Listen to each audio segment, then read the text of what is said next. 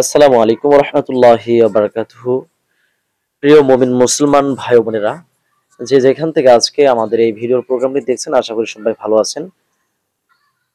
দর্শক বিন্দু, আজকে আমরা আলোচনা করব জিন সাধন করা যায় কিভাবে। এই জিন সাধনাকে দুইটা ভাগে ভাগ করেছে। আর একটা হচ্ছে অবৈধভাবে, আর একটা হচ্ছে হালাল উপায়ে। এই জিনটা আসলে কি মানুষের কথা শোনে? হ্যাঁ, এই জিন মানুষের কথা শোনে। জিনটাকে সাধন করা যায়। জিনটাকে সাধন করার জন্য কি কি প্রয়োজন বা কিরকম সাহসিকতার প্রয়োজন হবে সে বিষয়ে বিস্তারিত আলোচনা করব। যারা এখন পর্যন্ত চ্যানেলটি সাবস্ক্রাইব করেননি, অতি দ্রুত চ্যানেলটি সাবস্ক্রাইব করুন, ভিডিওতে লাইক করুন। ভিডিওতে লাইক করলে আমরা ভিডিও তৈরি করতে আগ্রহী হই, আমাদের উৎসাহ বাড়ে। এই জিন দুই ভাবে বশ করে রাখা যায়, দুই ভাবে সাধন করা যায়। এক নম্বর, জিনটাকে সাধন করার জন্য আপনাকে কিছু কুফরি, শিরিকি, ইসলাম বিরোধী কিছু মন্ত্র আছে, সেগুলো বারবার পড়তে হবে। বা তদবিরের মধ্যে লেখা থাকবে এই তদবিরটি আপনাকে বারবার পড়তে হবে, বা জিনের নাম বা শয়তানের নাম, এরকম বিভিন্ন ধরনের তদবির রয়েছে যেটা আপনি বারবার পড়তে থাকবেন।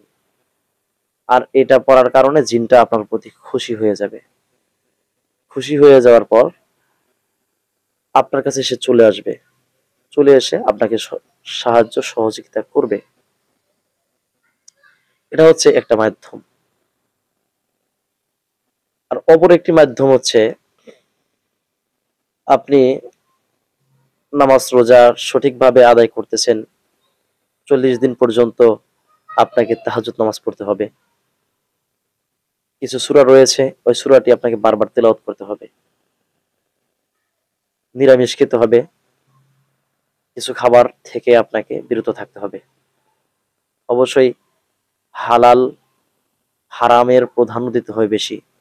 হালালকে প্রাধান্য দিয়ে হারামকে বর্জন করতে হবে। এরপর আপনাকে প্রতিদিন গভীর রাতে উঠে কিছু দোয়া কালাম, কিছু কোরআনের আয়াত পড়তে হবে। কোন কোন কোরআনের আয়াত জিন হাজির করার জন্য বা জিনকে সাধন করার জন্য তিলাওয়াত করতে হবে, আমরা ওই বিষয়ে একটি ভিডিও আপনাদের সামনে উপস্থিত করব। আজকে আমরা আলোচনা করতেছি যে জিন সাধন আসলে করা যায় কিভাবে। তো করতে হলে কোন কোন মাধ্যমে করা যায়, আমরা এই বিষয়গুলোই আলোচনা করতেছি। জিনকে সাধন করার জন্য আপনি যে কুফরি কালামগুলো পড়ছেন, এই জিন আপনার কাছে যখন চলে আসবে তখন এসে বলবে আপনার কি প্রয়োজন, কি কি প্রয়োজন আপনার, আপনি আমাকে ডেকেছেন। আপনি বলবেন যে আমার অমুক শর্ত আছে, তমুক শর্ত আছে। জিনটা তখন বলবো যে আমারও একটা শর্ত আছে। কি শর্ত? আমি যখন যেটা বলবো সেটা শুনতে হবে আপনাকে। জিনে আপনাকে বলবে। আর যারা জিন সাধনা করে কবরেজি করতেছেন, এরা অধিক অংশই এই কুফরি দোয়া কালামের মাধ্যমে, কুফরি কোনো মন্ত্রের মাধ্যমে তারা সাধন করতেছে। কুফরি মন্ত্র সাধন না করলে জিন আপনি সাধন করতে এত সহজে পারবেন না। তো আপনাকে বলবে যে আপনার স্ত্রীর যে ওই মাসিক যে হয় আর কি, এই রক্তটা নিয়ে আপনাকে তদবির লিখতে হবে, এরকম কথা বলবে। বা আপনার সন্তানের সাথে আপনাকে সহবাস করতে বাধ্য করবে। এরপরে এমন কিছু কথা বলবে যেটা আপনি মানতে বাধ্য হয়ে যাবেন। যেরকম ভাবে আপনাকে যদি বলে আপনাকে নামাজ পড়া যাবে না, আপনার করার কিছু নেই, আপনি মানবেন, মেনে তার কথাগুলো প্রাধান্য দিবেন। এরপর একটা সময় দেখা যাবে আপনার বয়স হয়ে গেছে, এগুলো আপনার আর ভালো লাগতেছে না। আপনি চাচ্ছেন আপনি এখন নামাজ পড়বেন, হজ জাকাত দিবেন, দিয়ে আল্লাহর পথে ফিরে আসবেন। এতদিন আকাম কুকাম যা করেছেন তো করেছেনই, এখন আপনি ফিরে আসতে পারবেন না। কারণ হচ্ছে আপনি যাকে বশ করে রেখেছেন সে তখন আপনাকে পাগল বানিয়ে দিবে যদি আপনি ফিরে আসার চেষ্টা করেন। আর যদি কোরআন এবং হাদিসের মাধ্যমে যদি আপনি একটা জিনকে সাধন করেন, যদি সে মুসলমান হয়,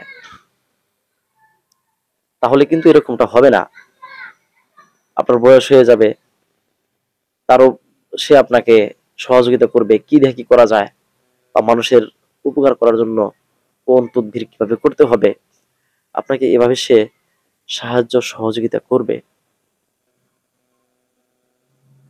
একজন মুমিন জিন সে কখনো চাইবে না যে মানুষের খারাপ হোক। একজন মুমিন জিনকে আপনি হাজির করলে কিন্তু সব কাজ করাতে পারবেন না, তবে মানুষের চিকিৎসার কাজগুলো করাতে পারবেন, আপনি বিভিন্ন ধরনের কাজ করাতে পারবেন, কিন্তু খারাপ কোনো কাজ করাতে পারবেন না।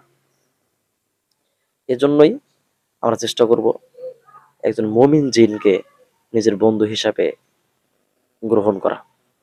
কুফরি কালামের মাধ্যমে কোনো জিনকে নিজের বশে আনার কোনো প্রয়োজন নেই।